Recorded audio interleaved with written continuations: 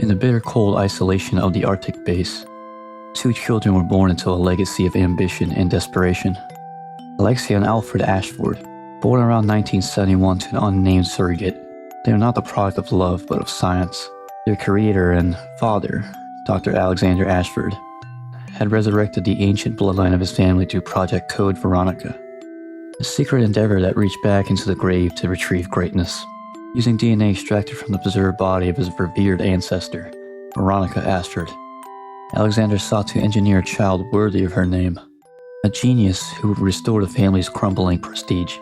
More than that, it was a bid to shield the Ashford legacy from the looming shadow of Oswald E. Spencer, the calculating founder of Umbrella, who waited like a vulture for control should Dr. Edward Ashford fall. From this twisted experiment, Alexia was born. Brilliant, cold, and terrifyingly gifted, she became everything Alexander had hoped for. Alfred, her twin in name only, was the unexpected byproduct of the cloning process. Perhaps an error, perhaps fate. Though more intelligent than most, he lived in the long shadow of his sister's brilliance, always second best in their father's eyes. Still, the two were raised together in the frigid halls at the Arctic base, their childhood marked not by toys or warmth, but by a test results in legacy, both destined to carry the burden of a name that refused to die.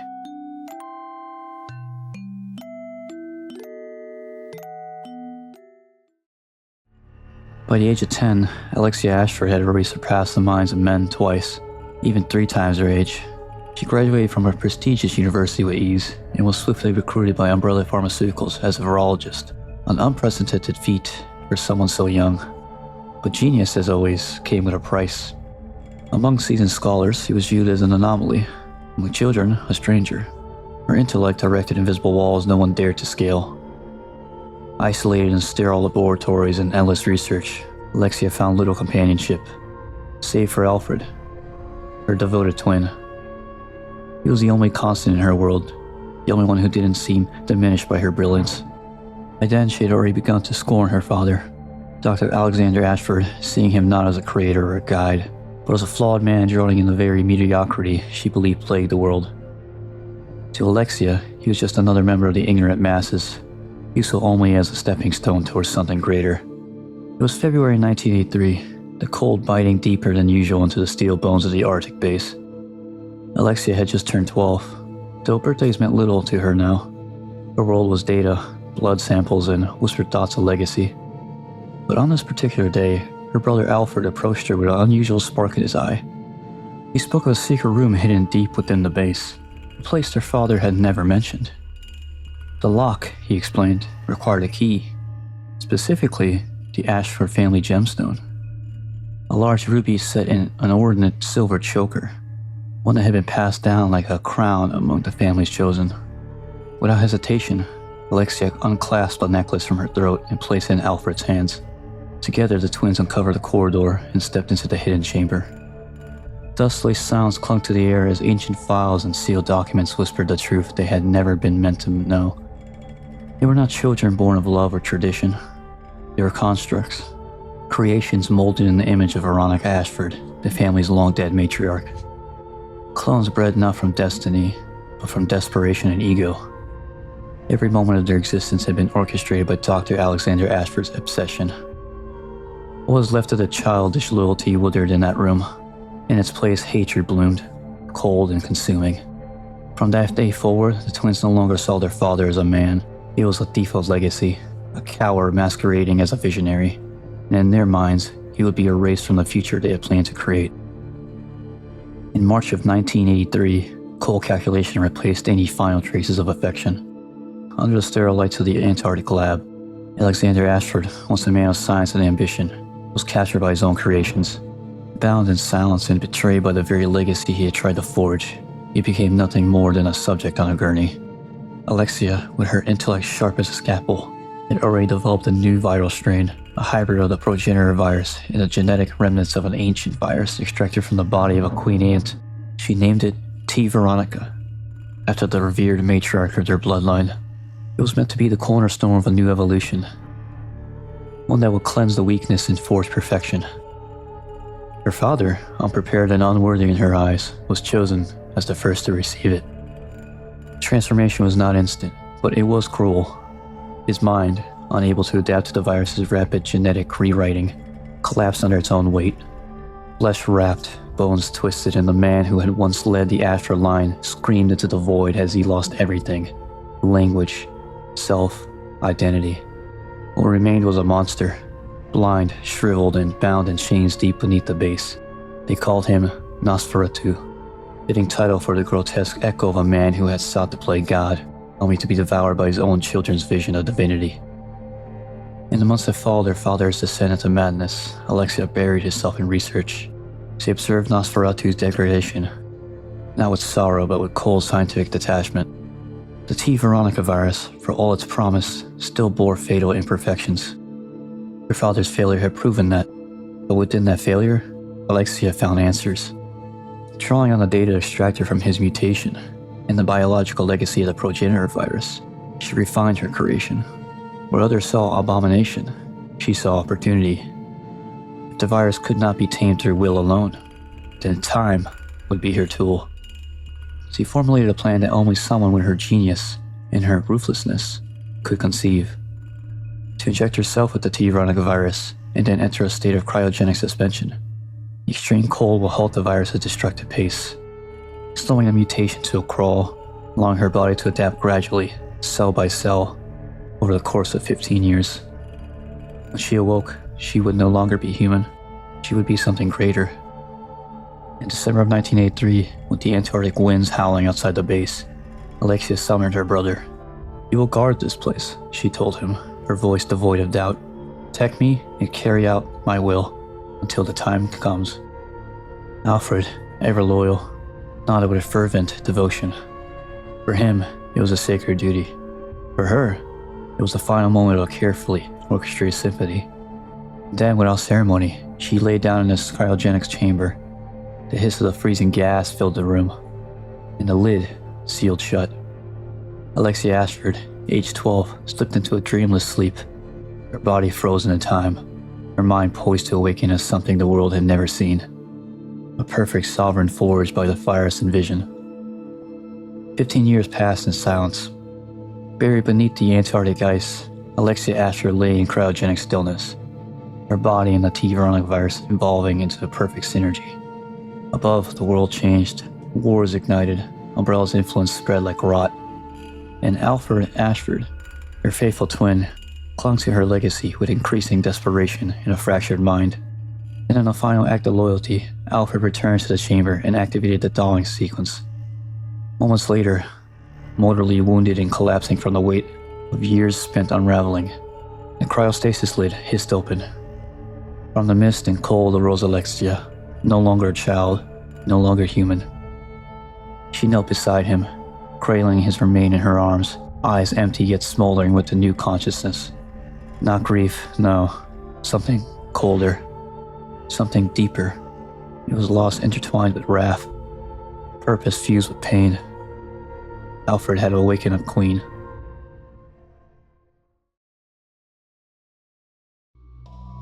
Now fully bonded with the T. Veronica, Alexia possessed complete control over her body and mind. The virus did not consume her, it obeyed her. Her will was its command. As intruders moved through the base, Claire Redfield and Steve Burnside, Alexia made her final declaration of dominion.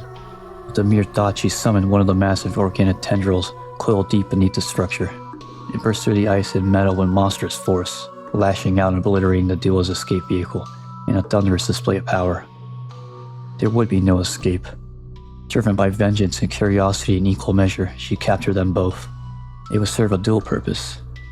Test subjects for her continued research and sacrifices to the memory of her fallen brother.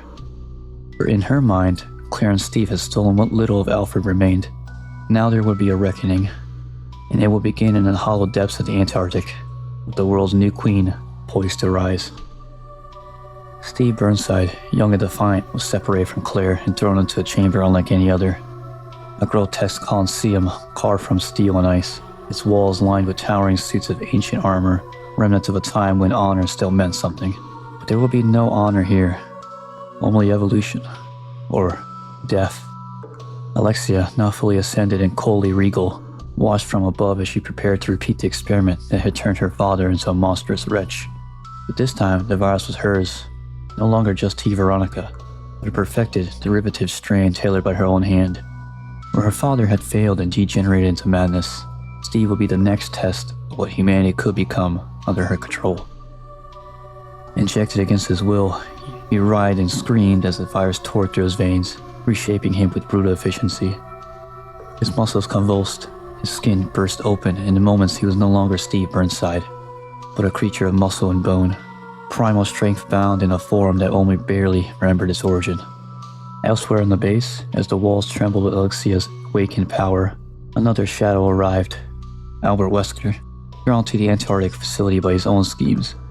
He ventured into the depths of the base and came face to face with Alexia in the most ironic setting, a replica of the Spencer mansion, meticulously reconstructed beneath the ice. It was more than a monument to the past. It was a mockery of it, a frozen theater for the next act in the Astra saga. She stood before him like a goddess of plague and fire, no longer bound by human weakness. Wesker, enhanced as he was, sensed immediately that she was no ordinary opponent. She was no mere experiment gone wrong. This was intent, ambition, and virus made flesh. And Alexia, ever composed, ever cruel, was ready to see if the so-called apex predator could survive a world ruled by her hand.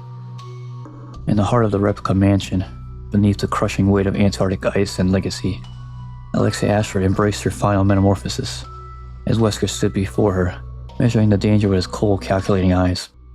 Alexia began to change, the virus within her no longer merely a pathogen, but a divine instrument.